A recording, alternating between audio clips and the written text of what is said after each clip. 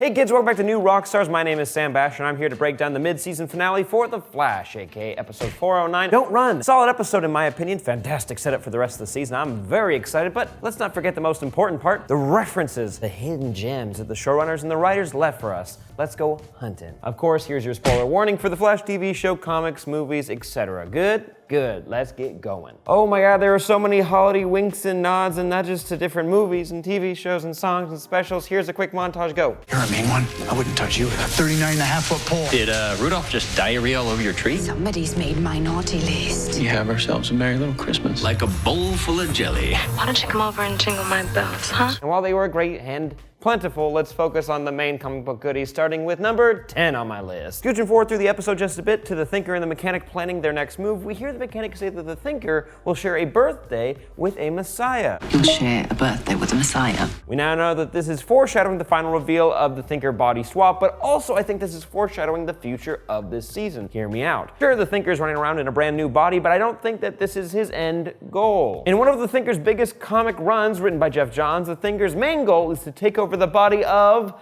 the Flash. Mainly Wally West, he's the main Flash at this time in the comics. The fastest mind alive, I guess. And since we're gonna need some plot for the back half of this season, maybe this spring line here, the Nazarene wasn't born until spring, could be referring to the Thinker gaining Barry's mind later this season. Maybe, who knows, but probably, but who knows. But that's probably what's gonna happen. What we do know is that the Thinker is currently in control of Dominic Lance's body, aka Brainstorm. I'll be honest, it's my least favorite name, but hey, we're working with it. Now this is our number 9 on the list. Now there are a few Brainstorms in the comics, but their powers are basically the same, one being Dominic Lanse and the other being Axel Storm, who has this classy number for a hat. Oh boy, this was written a long time ago and it's great. Now, usually none of them have telepathy, but they have some sort of mental ability, whether it be mind control, illusion casting, you know, the fun ones. This actually is a pretty fun twist for the show because not only does Dominic have the smartest brain alive now, thanks to the Thinker, but he also still has telepathy, most likely, meaning that he can pull as much knowledge as he'd like from the people around him, making him far more threatening. Cool. Also, I'd like to point out that in the comic books, Lance also has this floating apparatus that he stands on. Maybe we'll see Brainstorm's floating platform in the future, since he's not gonna probably use that chair anymore. I'm a fan of that chair, which I'm gonna talk about in a little bit. Stay tuned. And moving on to number 8, we get an awesome nod to another extremely popular DC universe out there in the multiverse that also confirms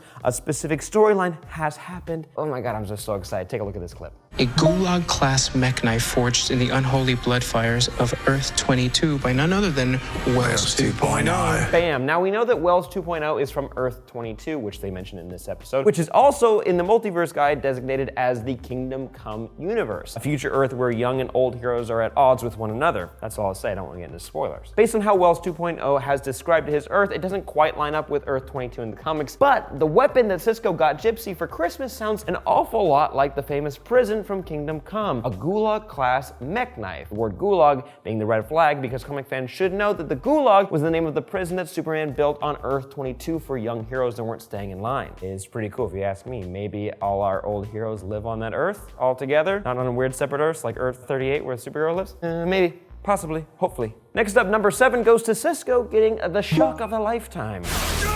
Sark me! Fun little clip for 2 reasons, since this could actually be a nod to 2 different nerdy properties. I'll let you pick which one you prefer. Number 1, Sark is one of the main antagonists from the original Tron movie, who was killed off. This works since Cisco shocked himself on a motherboard.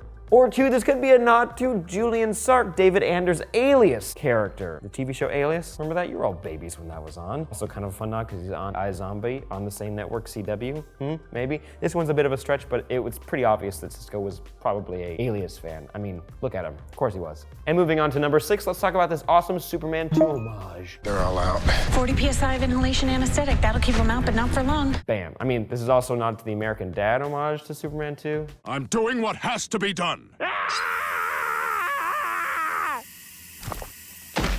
He reversed the gas. Son of a bitch, Superman 2'd me. Which I love American Dad. If you guys love them too, tweet me about your thoughts because I missed that show. I don't know if it's on right now, I'm gonna be honest. If you guys are missing it, I'm referring to when Superman tricks his enemies, in this case Zod, into getting exposed to a harmful agent to gain the upper hand. Instead of exposing Zod to red sunlight, Amunet gets exposed to anesthesia. Clever girl, that Caitlin over there. Now all we need is a recreation of the cellophane S, and I'll be very happy. That'll probably happen on Supergirl in season 10. While we might have to wait wait to get that special little moment. We did get one of my favorite powers of the Flash in this episode. Number 5 to be exact on my list. Impossible. Well, that's the thing. I am the impossible. The most famous moment of this happening in the comics is during Identity Crisis with Wally. He makes himself invisible, with Kyle Rayner making himself invisible as well. Once again, I know you guys are gonna point out that the writers are taking Wally West storylines or plot points or abilities and giving them to Barry. I'm just happy we're getting it all, guys. I mean, come on. Be happy with what you get sometimes. Speaking of copy and pasting attributes, let's talk about number 4 on the list, when we got the confirmation in this episode that the writers of The Flash have actually given us a live-action Mobius chair. We've all been noticing the similarities to the New Gods tech, but now it has been confirmed with this scene.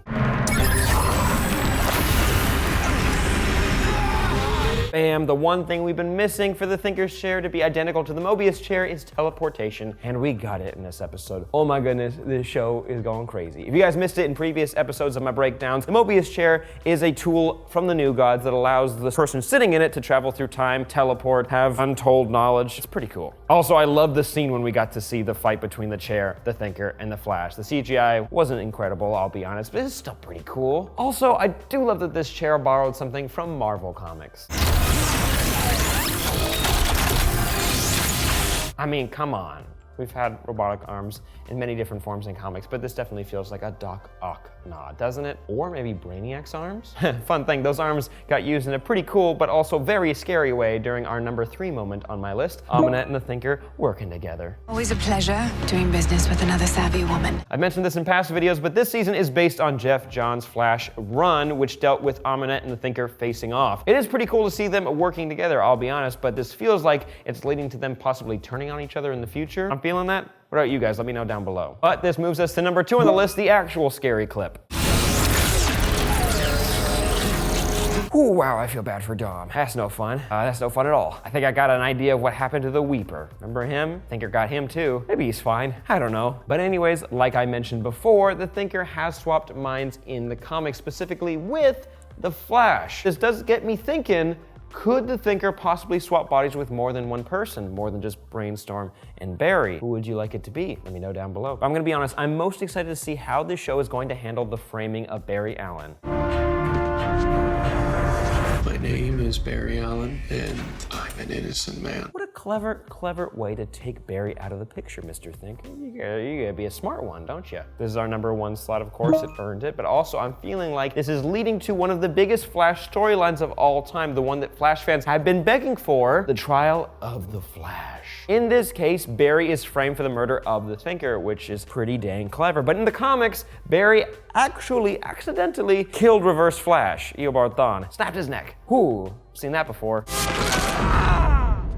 One interesting connection that I think I should point out to the original story, and this is that in the clip for the next episode we're getting in January, Barry has the same lawyer as he does in the comics, Cecile, which makes sense because that's one of her biggest stories in the comics, so this is eventually going to lead to the trial of the Flash and her representing Barry. As for what enlightenment might be, my guess is that the writers might be pulling from the Justice League God and Monsters animated movie. In that storyline, light spoilers, the main villain wants to connect all minds on the planet, which in this case wouldn't really bring about world peace, but would allow the Thinker more brain space. What are you guys' thoughts on the Thinker's plan? Let me know your theories down below, but here we go. Quick honorable mention time.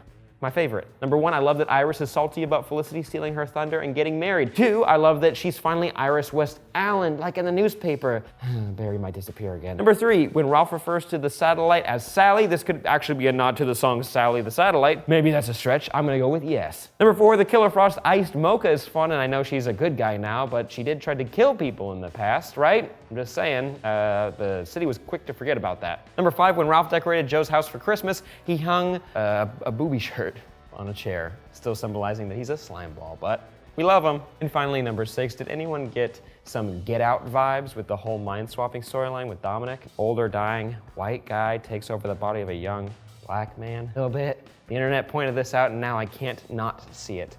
I mean, who doesn't love Get Out? I get it, but still. Anyways, guys, that's it from me. I hope you enjoyed this video. Happy holidays. I hope you guys give this video a like, subscribe to New Rockstars for more videos, and check out all of our other ones like Need to Know. I'm on that show. It's a fun one. Follow me on Twitter at Sam Bashor to talk more about The Flash and other nerdy things. Have a great holiday break if you've got that. I'll see you guys next time. Bye-bye.